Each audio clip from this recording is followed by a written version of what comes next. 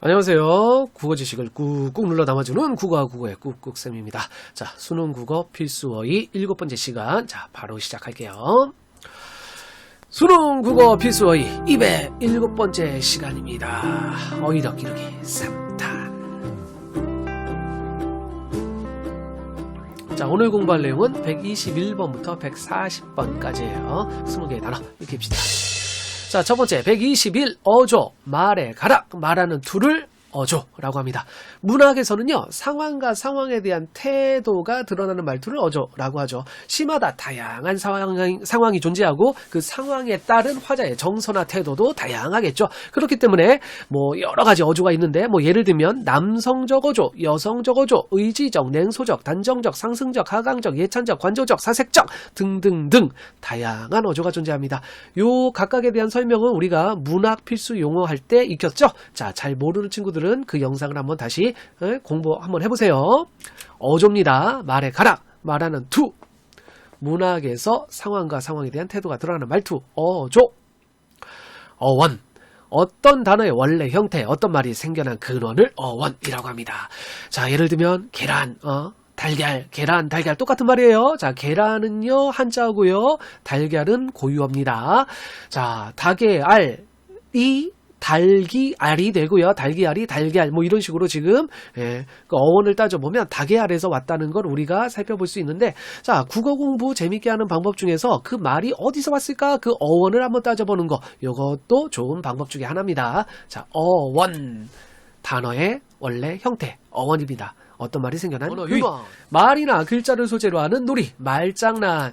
특히나 뭐 봉산탈춤이나 하의 별신구탈놀이 같은 전통 극이나 판소리계 소설, 춘향가, 흥보가 이런 어떤 그런 작품들을 보면 이 말장난, 언어 유희가 많이 나타납니다. 자, 언어 유희에는 크게 4가지 방법이 있는데요. 동음이어를 활용한 언어 유희, 발음의 유사성을 통한 언어 유희, 언어 도치에 의한 언어 유희, 언어 의문의 반복을 통한 언어 유희, 이렇게 크게 4가지로 한번 나눠볼 수 있는데, 각각 어디에 해당하는지 언어 유희가 나왔을 때 한번 그것도 유용해 해보는 것도 좋은 방법이 되겠죠. 언어 유희, 말장난입니다.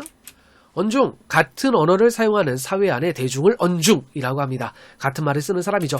자, 예를 들면 언어의 사회성, 뭐 언어의 특성들이 여러 가지가 있는데, 그 중에서 사회성, 언어는 언중들 사이의 사회적 약속이다. 언중, 같은 언어를 사용하는 대중, 언중, 그 사이 약속입니다. 한번 그렇게 부르기로 약속했으면 그렇게 부르는 게 원칙이죠. 물론 그 원칙이, 뭐 약속이 시간이 흐르면서 그게 변해서 이제 언어가 변하는 수도 있죠. 뭐 그런 거를 이제 우리는 언어의 역사성이라고 하는데, 자, 어쨌든 언중이라는 단어는 같은 언어를 사용하는 대중을 언중이라고 합니다. 자, 역동적, 힘차고 활발하게 움직이는 거, 역동적.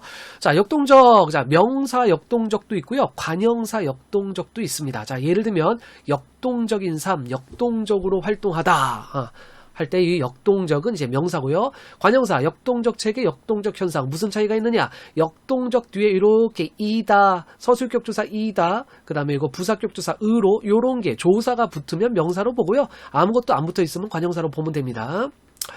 자, 이육사의 광야라는 시, 모든 산맥들이 바다를 연모해 휘달릴 때도, 자, 산맥들이 바다를 사랑해가지고 막 달려간대요. 자, 역동적인 모습이죠. 네. 역동적의 반대는 뭐 정적, 움직임이 없는 거는 정적, 움직임이 있는 거는 동적이라고 하죠. 역동적, 힘차고 활발하게 움직이는 또는 움직이는 것. 역설, 힘주어 주장함, 강조하여 말함. 자, 이 역설, 자, 뒤에 127번 역설 또 한 번 나옵니다. 자, 이거 구분해야 돼요. 자, 역설, 이때 역은 힘역자입니다. 힘역. 그래서 힘주어 주장함, 강조하여 말함. 예를 들면 선생님의 역설에 귀를 기울이다. 그러니까 선생님이 강조하고 있는 그 말에 귀를 기울였다. 총리는 국난 극복을 위해 국민 모두가 절약하자고 역설하였다. 힘주어 주장했다. 뭐 그런 뜻이에요. 역설. 자, 127 역설. 자, 또 한 번 나왔죠. 자, 126번의 역설과 127번의 역설은 동음이의어입니다. 자, 소리는 같지만 한자어가 다르고 뜻이 다릅니다. 자, 127번 역설은요, 일반적으로 모순을 일으키지만 그 속에 중요한 진리가 함축되어 있는 것. 그러니까 겉으로 봤을 때는 좀 말이 안 되는 것 같지만 그 속에 진리가 있는 그런 말을 역설이라고 합니다.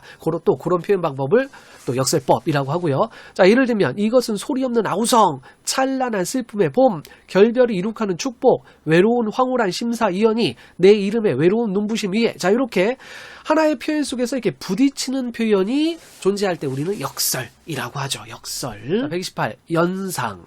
하나의 관념이 다른 관념을 불러일으키는 현상을 연상, 연상작용 이런 말 쓰기도 합니다.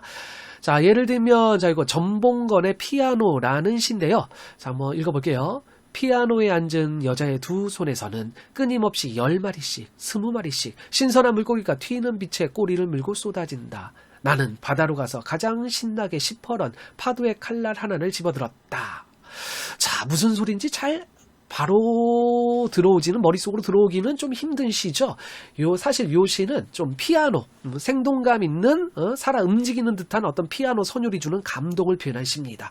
자, 여기에서 연상작용에 의한 시상전개가 이루어지고 있어요. 처음에 피아노로 시작하고 그 피아노에서 물고기를 연상하고 물고기에서 바다에서 파도의 칼날로 이어지는 연상의 작용이 일어나고 있는 그런 시입니다.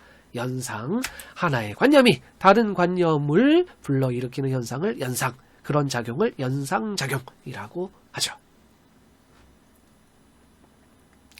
영탄적, 감탄사, 감탄형 어미 등을 이용하여 기쁨, 슬픔, 놀라움과 같은 감정을 깊고 강하게 나타내는 것, 그런 표현 방법을 영탄법이라고 하고요. 자, 예를 들면 오메 단풍 들겄네, 장광에 골붙은 감잎 따라와, 누이는 놀란 듯이 치여다보며 오메 단풍 들겄네. 자, 오메, 자, 요거를 지금 감탄사로 보고요. 영탄적인 어떤 그런 어조가 나오고 있습니다. 영탄적, 감탄사, 감탄형 어미.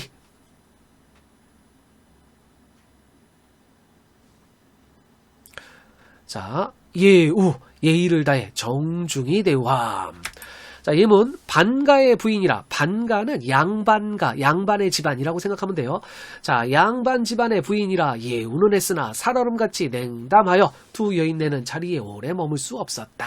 할 때 예우, 예의를 다해 정중히 대우하는 거를 예우 라고 하죠. 자, 중간 점검. 자, 121 어조, 말의 투, 말의 가락이라고 했죠. 어와 말의 어떤 기원, 언어 유의, 말장난, 언중, 같은 언어를 사용하는 대중, 역동적 움직임, 역설, 힘주어 말함, 역설, 요거는 이제 표면적인 어떤 모순이 있지만 그 속에 진리를 담고 있는 표현, 연상, 하나의 관념이 다른 관념을 불러일으키는 거, 영탄적, 감탄사나 감탄형 어미, 자, 예우, 존중해서 대우해 주는 거죠. 예우. 자, 이렇게 130번까지 중간 점검 해봤습니다.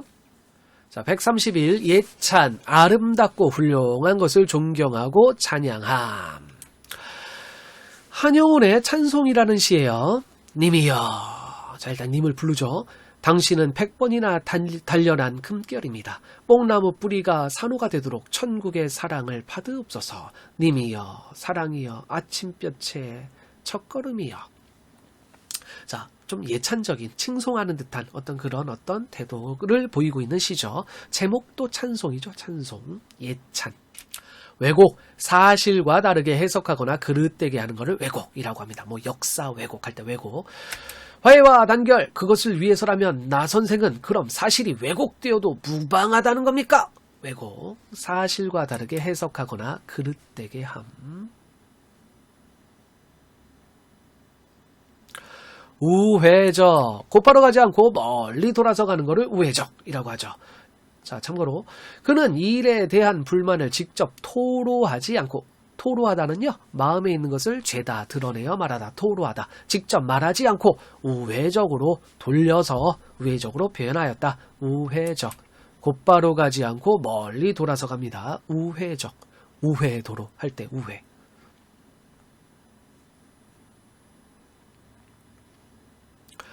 134 위계, 지위나 계층 따위의 등급을 위계라고 하죠. 자, 예문, 대통령을 위시하여, 자, 위시하다는 여럿 중에서 어떤 대상을 첫자리 또는 대표로 삼는 것을 위시하다라고 합니다. 대통령을 위시하여 자기 남편보다 위계가 높은 위계, 지위나 계층 따위의 등급을 위계라고 하죠. 위계가 높은 사람도 적지 않았을 것이요. 점점점. 자, 위계, 지위나 계층 따위의 등급을 위계라고 합니다.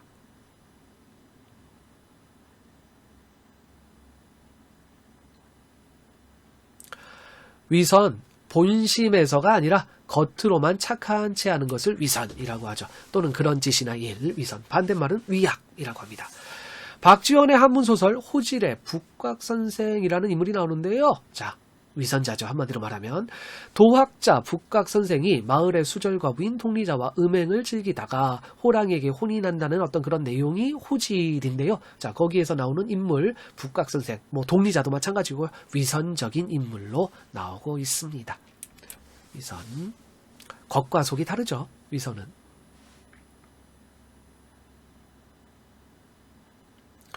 위신, 위엄과 신망. 자, 위엄은 존경할 만한 위세가 있어 점잖고 엄숙한 것을 위엄이 있다. 뭐 이런 말 쓰고, 신망, 믿고 기대함 또는 그런 믿음과 덕망을 신망이라고 합니다. 그래서 두 말을 합친 거, 위엄과 신망을 위신이라고 하죠. 그래서 위신을 떨어뜨리다, 위신을 지키다, 위신을 잃다, 위신이 서다. 이렇게 응용해서 쓸 수 있습니다. 위신, 위엄과 신망.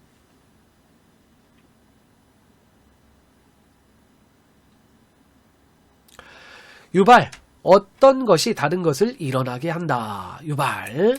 자, 예를 들면 뭐 유발, 요인, 동기, 유발할 때 잠시 나의 뇌수는 어떤 감정의 유발도 중지하고 있었다. 감정의 유발, 어떤 것이 다른 것을 일어나게 하는 거, 유발. 유이민, 난세나 혹독한 착취, 굶주림 등에 못 이겨 고향을 떠나 타향을 떠돌거나 다른 나라로 터전을 옮기는 백성을 유이민이라고 합니다. 자, 예를 들면 현진건의 고향, 일제강점기 우리 민족의 비참한 삶을 사실적으로 그려낸 작품이죠. 자, 거기서 이제 서울행 기차 안에서 만난 그가 유이민 중에 하나죠.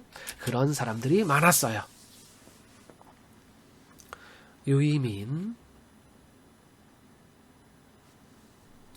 유형, 어떤 사물의 특징이나 성질에 따라 하나로 묶은 공통의 형식을 유형이라고 합니다. 자, 소설에서도 다양한 인물 유형이 나오죠. 뭐 개성적 인물, 전형적 인물, 뭐 입체적 인물, 평면적 인물, 이렇게 다양한 인물들 합니다. 유형. 음미, 사물의 내용이나 속뜻을 깊이 새기어 맛보는 거, 음미. 자, 읍조리다. 읍조리다는 뜻을 음미하면서 낮은 목소리로 시를 읊다. 음미. 예. 뭐 예를 들면 정극인의 상춘곡의 미음안보, 소요음영. 미음안보라는 거는 이제 가볍게 읍조리면서 천천히 거니는 거. 소요음역도 같은 뜻이고요. 사물의 내용이나 속뜻을 깊이 새겨 맛보는 거, 음미하다라고 합니다. 음미. 예찬, 왜곡, 우회적, 위계, 위선, 위신, 유발, 유이민, 유형, 음미.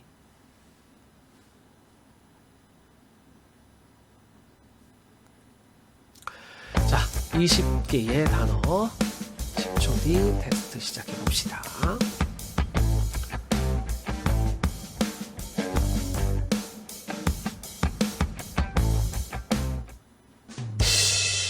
말해 가라. 말하는 두. 문학에서 상황과 상황에 대한 태도가 드러나는 말투를 뭐라고 할까요? 어떤 단어의 원래 형태, 어떤 말이 생겨난 근원.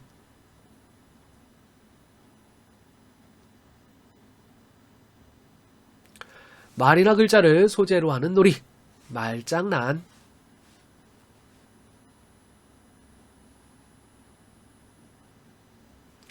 같은 언어를 사용하는 사회 안의 대중, 같은 말을 쓰는 사람들.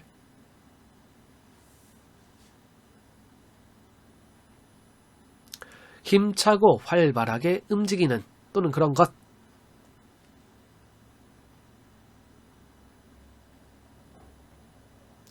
(116) 힘주어 주장함, 강조하여 말함.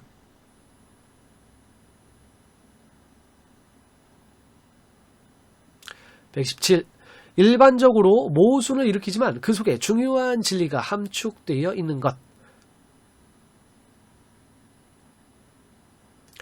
하나의 관념이 다른 관념을 불러일으키는 현상은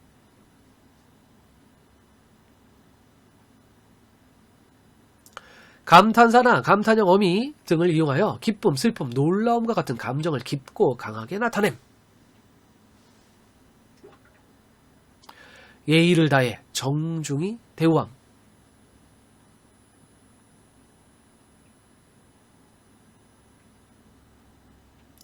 아름답고 훌륭한 것을 존경하고 찬양함.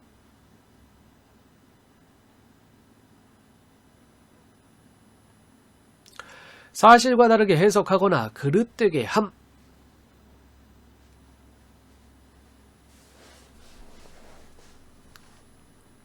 멀리 돌아서 감.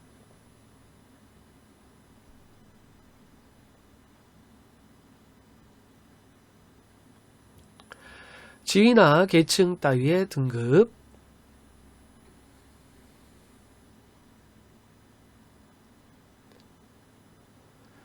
본심에서가 아니라 겉으로만 착한 제함 또는 그런 짓이나 일.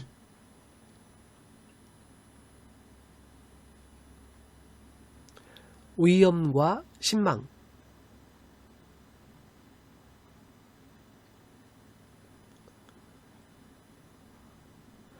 어떤 것이 다른 것을 일어나게 함.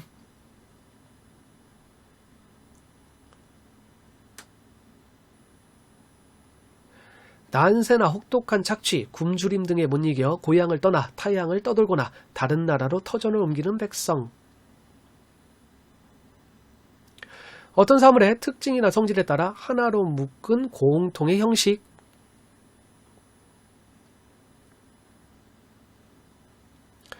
사물의 내용이나 속뜻을 깊이 새겨 맛봄.